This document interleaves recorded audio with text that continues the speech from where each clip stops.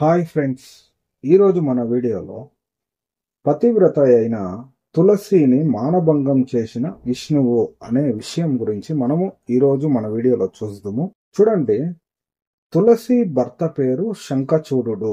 శంఖచూడుడు దేవతల మీదకు యుద్ధానికి వెళతాడు. యుద్ధంలో దేవతలు బ్రహ్మ, విష్ణు, మహేశ్వరుడు కూడా శంఖచూడుడిని జయించలేకపోతారు. తులసి మహాపతివ్రత గనుక ఆమె భర్తను మనము జయించలేకపోతున్నాము అని దేవతలందరూ మీటింగ్ వేసి కుట్ర పన్ని తులసి యొక్క పాతివ్రత్యాన్ని చెడగొట్టడానికి విష్ణువును తులసి వద్దకు పంపిస్తారు. అహల్య దగ్గరకు ఇంద్రుడు వెళ్ళినట్టుగా విష్ణువు తులసి వద్దకు వెళతాడు. విష్ణువు మారువేషంలో అనగా తులసి యొక్క భర్త రూపాన్ని ధరించి తులసి వద్దకు వెళ్ళి అబద్ధాలు చెప్పి ఆమె మానాన్ని భంగం చేస్తాడు.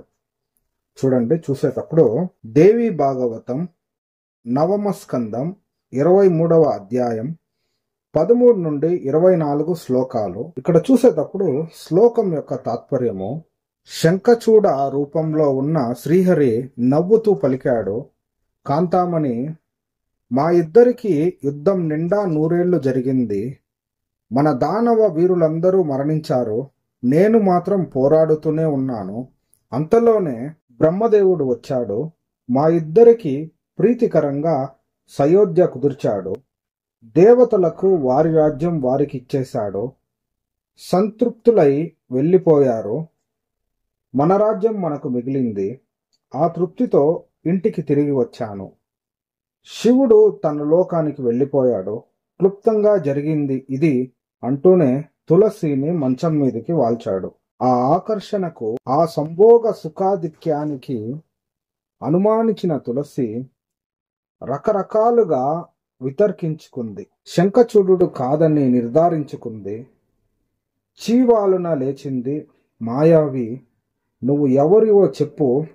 నా పాతివ్రత్యాన్ని నాశనం చేశావు, నన్ను అనుభవించావు. నిజం చెప్పకపోయావో శపిస్తాను అంటూ గాండ్రించింది. శపిస్తుందేమోనని భయపడి శ్రీహరి తన రూపాన్ని చూపించాడు. శ్రీహరి నవ్వులు చిందిస్తున్నాడు. పితాంబరం గాలికి రెపరెపలాడుతోంది. శ్రీహరిని చూడగానే తులసీదేవి క్షణకాలం మూర్ఛిల్లింది. వెంటనే తేరుకుంది. జగన్నాథ, నీకు దయలేదు. నీవొక బండరాయివి. మోసగించి మానభంగం చేశావు. నా పాతివ్రత్యాన్ని ధ్వంసం చేశావు. నా భర్తను చంపావు. ఇంతటి దయలేని వాడివి ఎలా అయ్యావు? ఈ ఘోరానికి నిన్ను శపించవలసిందే.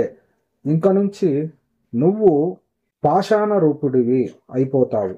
నువ్వు సత్పురుషుడవని, కృపానిధివని పొగిడేవారు ఒట్టి అమాయకులు, భ్రాంతచిత్తులు. నీది గుండె కాదు, బండరాయి. ఏ అపరాధము చెయ్యని నీ భక్తుణ్ణి పరుల కోసమని పట్టబెట్టుకోవడానికి నీకు మనసు ఎలా ఒప్పింది అని ప్రశ్నించి విష్ణువును శపించి దేహత్యాగం చేసింది. చూడండి, ఇక్కడ చూసేటప్పుడు తులసి యొక్క భర్తను జయించలేక మోసం చేసి అబద్ధాలు చెప్పి ఆమెను మానభంగం చేసిన విష్ణువు దేవుడెలా అవుతాడు? అంతమంది దేవుళ్ళు, దేవతలు శంఖచూడుని జయించలేక అతని భార్యను మానభంగం చేయాలా? ఇదెక్కడి ధర్మం? దేవుడు అంటే సర్వశక్తుడు కాదా?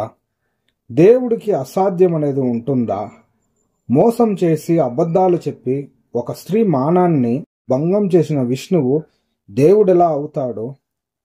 విఘ్నులైన ఐందవ సహోదరి సహోదరులారా, మీరే ఆలోచించండి.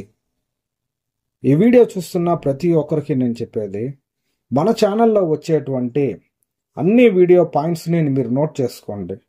బైబిల్ గురించి ఎవరైనా తప్పుడుగా ప్రచారం చేస్తూ మీ దగ్గరికి వచ్చేటప్పుడు వారికి మీరు ఈ యొక్క హిందూ గ్రంథాల్లో ఉన్నటువంటి ఈ తప్పుల్ని వాళ్ళకి ఎత్తి చూపండి.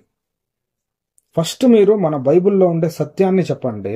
తర్వాత వాళ్ళ గ్రంథాల్లో ఇలా రాయబడింది ఏందని మీరు ప్రశ్నించండి. అప్పుడు వాళ్ళకి అర్థమవుద్ది. ఈ యొక్క చిన్న వీడియో మీకు కానీ నచ్చినట్లయితే లైక్ చేయండి, షేర్ చేసుకోండి. దేవుడు మిమ్మల్ని ఎక్కువగా కాపాడునుగాక.